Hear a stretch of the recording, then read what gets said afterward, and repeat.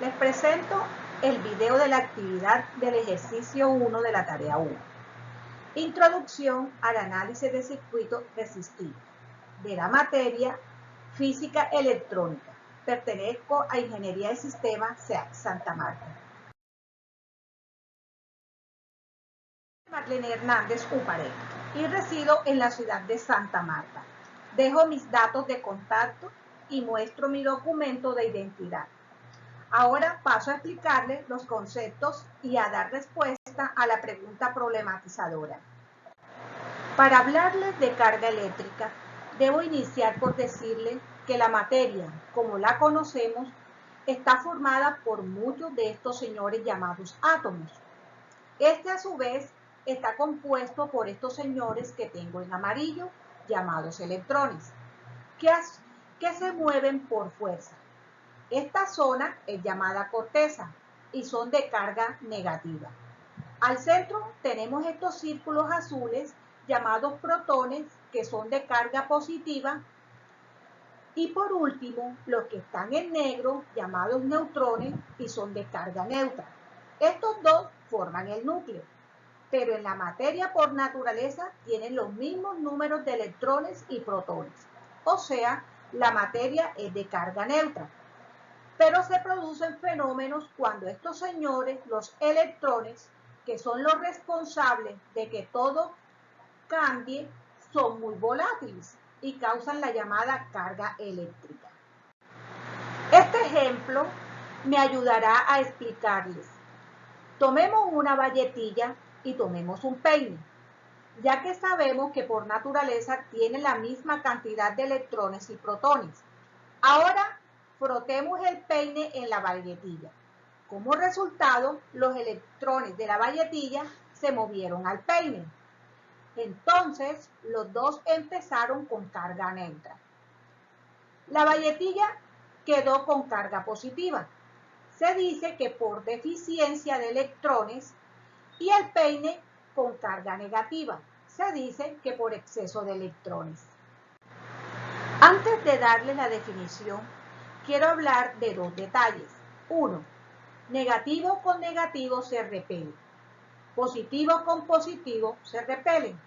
Negativo con positivo se atraen. Esto se comprende mejor si acercamos el peine anterior a unos trocitos de papel. Los electrones del peine alejan a los electrones de los trocitos de papel, quedando más cerca los protones, causando que los trocitos se peguen al peine. Y 2, recordemos que tanto la bayetilla como el peine tienen igualdad de electrones y protones.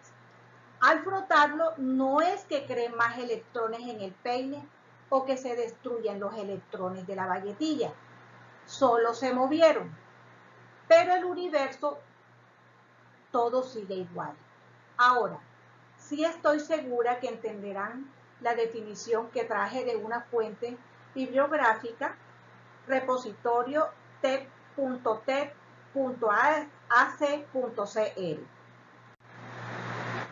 En la naturaleza y concretamente en la materia encontramos diversidad.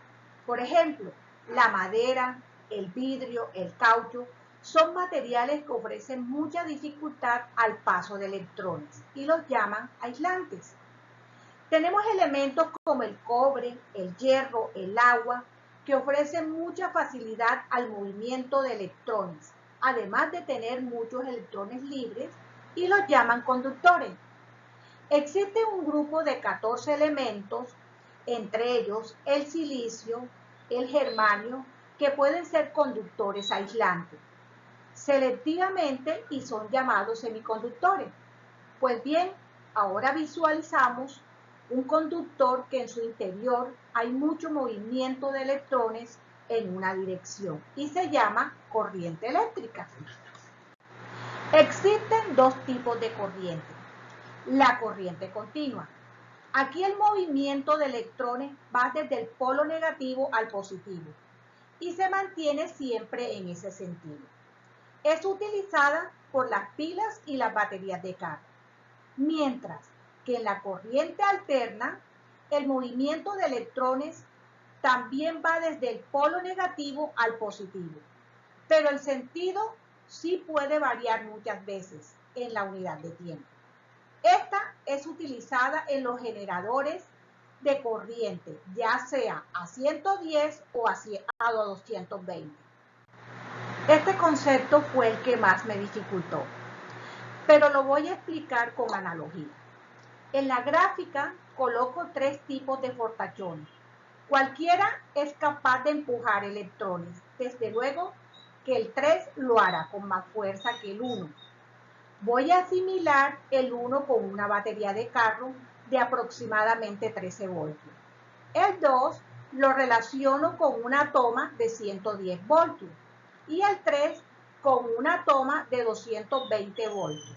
Si tengo que empujar o transportar electrones desde el punto A al punto B, inicialmente puedo decir que hay poca o nada de diferencia de potencial entre los dos puntos y llegará en el momento que no habrá corriente. Pero si aplico cualquiera de estos generadores al punto A, enseguida se establece una diferencia de potencial capaz de mover mis electrones. Desde luego que lo hará con mayor eficiencia el ejemplo 3. Ya teniendo claro el concepto, diferencia de potencial eléctrico, traigo esta definición muy sencilla de una fuente bibliográfica, de lo que es tensión. Y no es más que la magnitud que representa la diferencia de potencial, es decir, la tendencia que posee la corriente a circular, pasando de un punto con mayor potencial a otro que se halla a un potencial inferior. Y también es conocido como voltaje. Se mide en voltio, se llama así en honor a Alexandro Volta, el inventor de la pila. Antes de terminar este concepto, quiero contarles de las instalaciones de alta tensión. Con estas características y básicamente son para transportar electricidad altamente peligrosa. Luego están las de media tensión, que son para distribuir electricidad. También son muy peligrosas. Y por último están las de baja tensión, que son para consumo. No tan peligrosas, pero sí son de mucho cuidado. Para esta parte de mi video, debo decir que la energía ha sido fundamental en el desarrollo y avances de la humanidad. Y lo seguirá siendo en la medida que descubramos su aprovechamiento. Traje 2 definiciones de fuentes bibliográficas para ilustrar. Tienen en común que con la energía realizo un trabajo y también comparten que con la energía se producen cambios en otros cuerpos o en los mismos. Ahora bien, existen muchos tipos de energía. Aquí traje unas cuantas, pero me dedicaré a la que nos interesa, la energía eléctrica. Debo comentar que algunas de las que deseché pueden conseguir energía eléctrica como la eólica o la solar. Esta definición es la más sencilla que encontré. Me parece muy completa y ya la comprendemos. Ya sabemos lo de la diferencia de potencial entre dos puntos que mueven los electrones para obtener corriente eléctrica. Ya es claro que la electricidad y por ende la energía eléctrica no es un invento del ser humano. Ya existe. Solo tenemos que generarla y transformarla. Traigo una imagen de los diferentes medios para obtenerla y se dividen en 2 grandes grupos.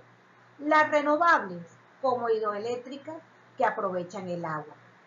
Las fotovoltaicas, que aprovechan el sol. O las eólicas, que aprovechan el viento. Y están también las no renovables, pues consumen sus recursos, como las nucleares, que consume el uranio. Como cierre de este concepto energía eléctrica, quiero mencionar sus etapas hasta llegar a nuestros hogares y oficinas. Primero está el proceso de generarla. El principio más utilizado es el de mover estas grandes turbinas con agua o con aire. Una vez generada viene el transporte y para ello esas torres inmensas que recorren nuestro territorio. Para llegar a los centros de distribución en nuestras ciudades, una vez la tenemos, la transformamos y utilizamos para nuestra comodidad. Como por ejemplo la lumínica, que nos permite ver nuestras ciudades como tipo postales. O la mecánica, que nos permite mover grandes aparatos para nuestra diversión. O la térmica, para tener recursos como estas grandes neveras para almacenar nuestros alimentos. Esta es la pregunta problematizadora. ¿Existe alguna diferencia fundamental entre el concepto de potencia eléctrica y energía? ¿Cuál es? El concepto de energía ya está más que explicado. Solo recalcar que se mide en vatios hora o kilovatios hora.